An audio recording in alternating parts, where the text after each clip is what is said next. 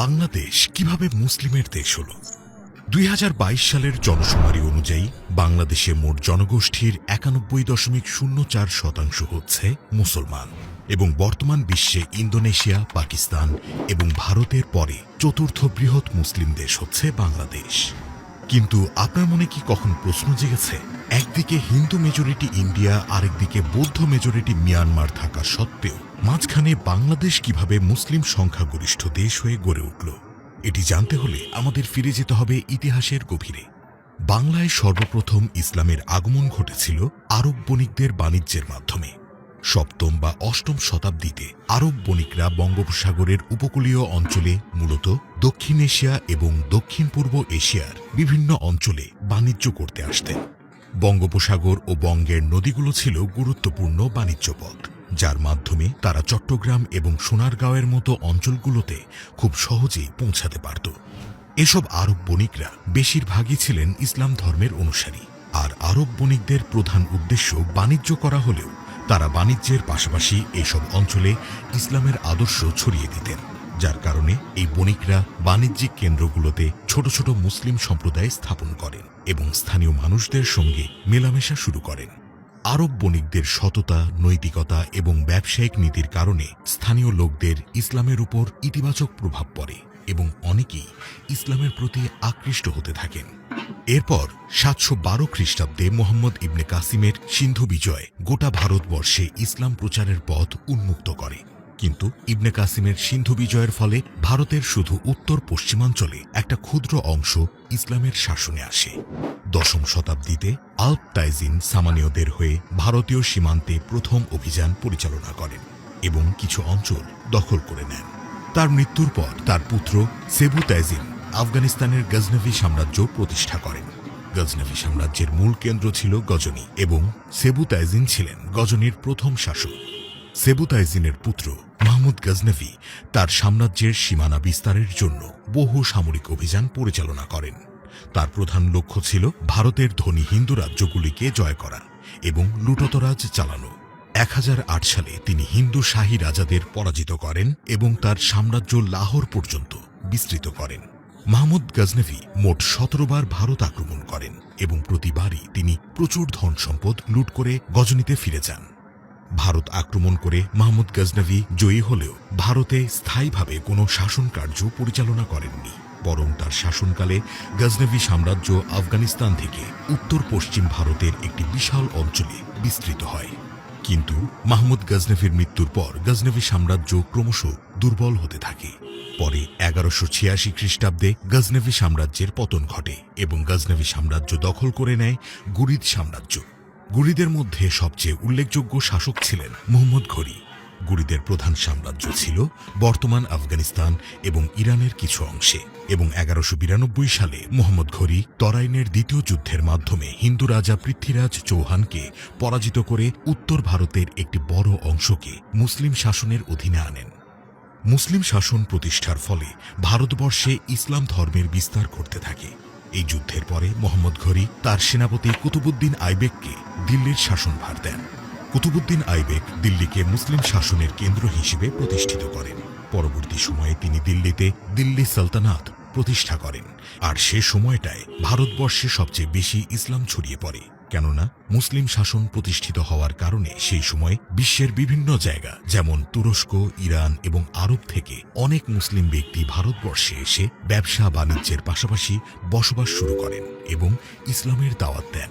আর সেই সময় বাংলা শাসন করত রাজা লক্ষণ সেন এবং দিল্লি সালতানাতের অধীনে মির্জাপুরের জায়গিরদার ছিলেন বখতিয়ার খিলজি।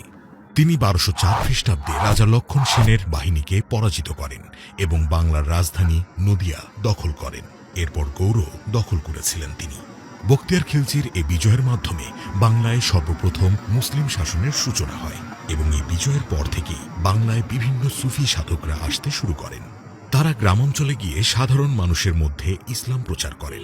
যেমন ১৩০০ শতাব্দীর প্রথম দিকে শাহজালাল রহমতুল্লাহ আলাইহি প্রথম সিলেটে আসেন এবং তিনি সিলেটের হিন্দু শাসক গৌর গোবিন্দকে পরাজিত করে মুসলিম শাসন প্রতিষ্ঠা করেন। তিনি মুরিদ বা অনুসারী নিয়ে সিলেট এবং আশেপাশের অঞ্চলে ইসলাম প্রচার শুরু করেন। এছাড়াও খান জাহান আলী রহমতুল্লাহ আলাইহি বাংলার দক্ষিণ পশ্চিমাঞ্চলে আগমন করেন এবং বাগেরহাটের দিকে ইসলাম প্রচার করেছেন। তার জনকল্যাণমূলক কাজ এবং ন্যায় বিচারমূলক শাসন সাধারণ মানুষকে ইসলামের প্রতি আকৃষ্ট করে। তার সময়ে সেসব অঞ্চলে অসংখ্য মানুষ ইসলাম গ্রহণ করেন এবং দিল্লি সালতানাতের অধীনে বাংলা একটি গুরুত্বপূর্ণ প্রদেশে পরিণত হয়।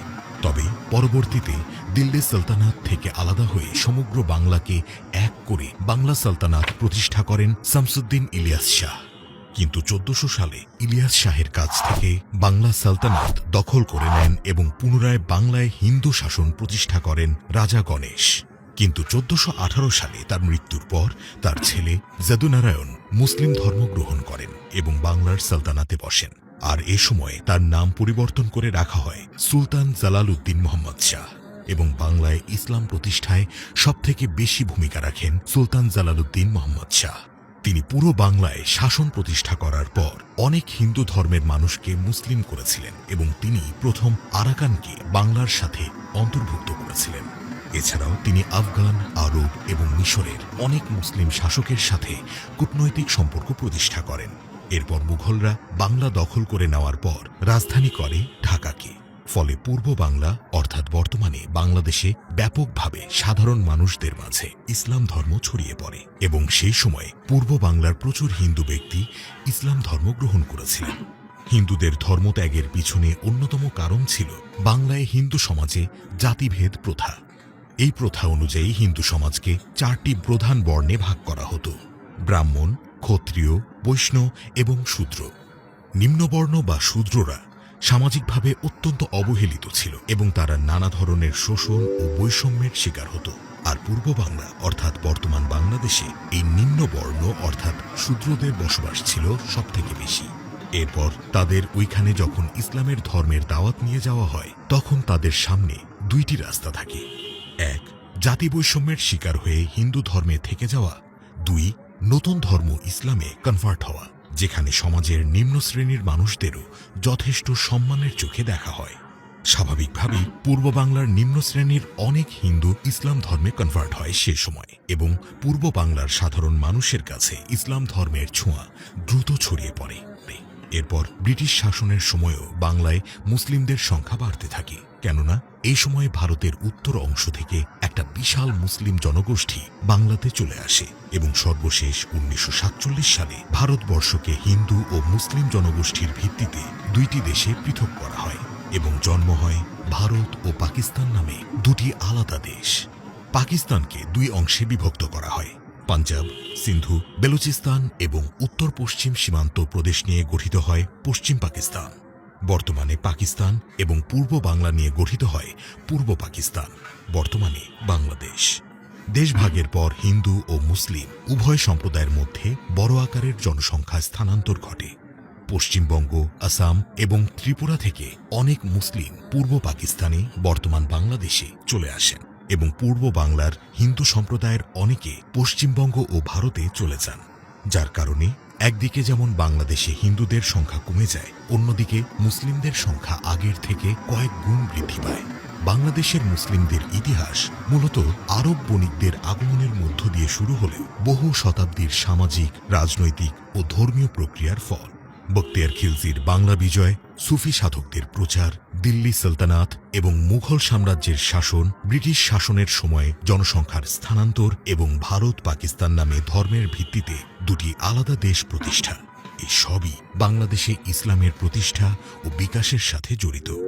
ধর্মীয় বৈচিত্র্যের মাঝে থেকেও বাংলাদেশ আজ একটি মুসলিম সংখ্যাগরিষ্ঠ দেশ হিসেবে পরিচিত, যার কারণে এক পাশে ভারতের হিন্দু এবং অন্য পাশে মিয়ানমারের বৌদ্ধ মেজরিটি থাকা সত্ত্বেও বাংলাদেশ একটি মুসলিম সংখ্যাগরিষ্ঠ দেশ হিসেবে আত্মপ্রকাশ করে।